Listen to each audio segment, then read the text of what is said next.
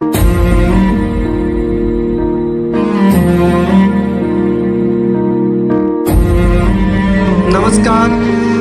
नमस्कार भैया, वंदे मातरम।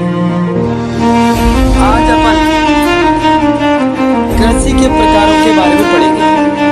कल अपन ने कृषि क्या है, कृषि तंत्र क्या है, और आज करेंगे कृषि के प्रकार। तो सब जानते हैं कि हमारे देश में कई तरीके से खेती की जाती है। भौगोलिक दशाओं, उत्पाद की मांग, श्रम और प्रौद्योगिकी के स्तर के आधार पर कृषि को दो मुख्य प्रकारों में वर्गीकृत किया जा सकता है। दोनों प्रकार इस प्रकार हैं: निर्वहन कृषि और दूसरा है वाणिज्यिक कृषि। अब निर्वहन कृषि को अपन विस्तार से समझते हैं और वाणिज्यिक कृषि को अगले वीडियो में विस्तार से समझेंगे। निर्वहन कृषि इस प्रकार की कृषि कृषक परिवारों की आवश्यकताओं को पूरा करने के लिए की जाती है। पारंपरिक रूप से कम उपज प्राप्त करने के लिए निम्न स्तरीय प्रौद्योगिकी और पारिवारिक श्रम का उपयोग किया जाता है।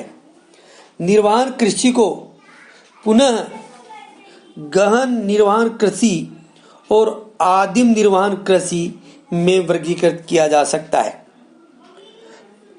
तो गहन निर्वहन कृषि में किसान एक छोटे भूखंड पर साधारण औजारों और अधिक श्रम से खेती करता है।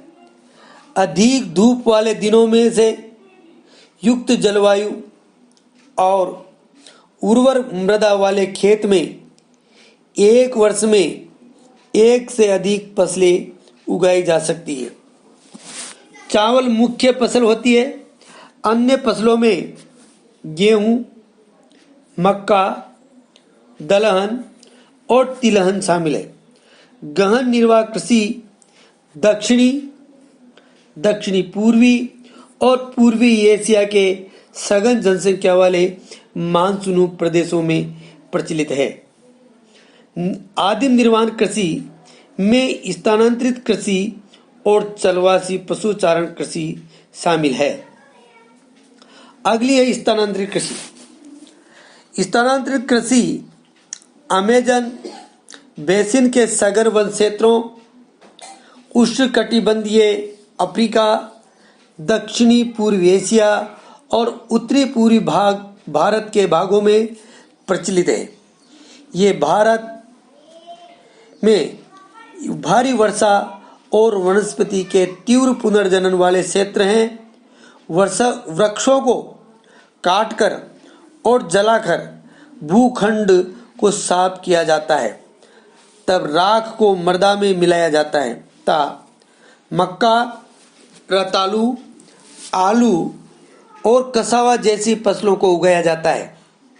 भूमि की उर्वरता की समाप्ति के बाद वह भूमि छोड़ दी जाती है और कृषक नए भूखंड पर चला जाता है।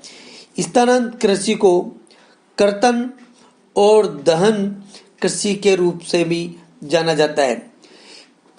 स्थानांतरित कृषि को अलग अलग देशों में अलग अलग नामों से पुकारते हैं, जैसे उत्तरी पूर्व भारत में झूमिंग, मेक्सिको मिल्पा, ब्राजील में रोका और मलेशिया में लंदाग नाम से स्थानांतरित कृषि को पुकारा जाता है।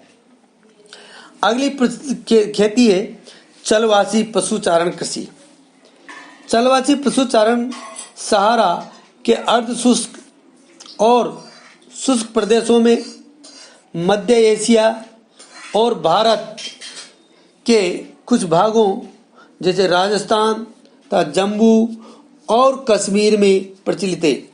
इस प्रकार की कृषि में पशुचारक अपने पशुओं के साथ चारे और पानी के लिए एक स्थान से दूसरे स्थान पर निश्चित मार्गों में घूमता हुआ जाता है।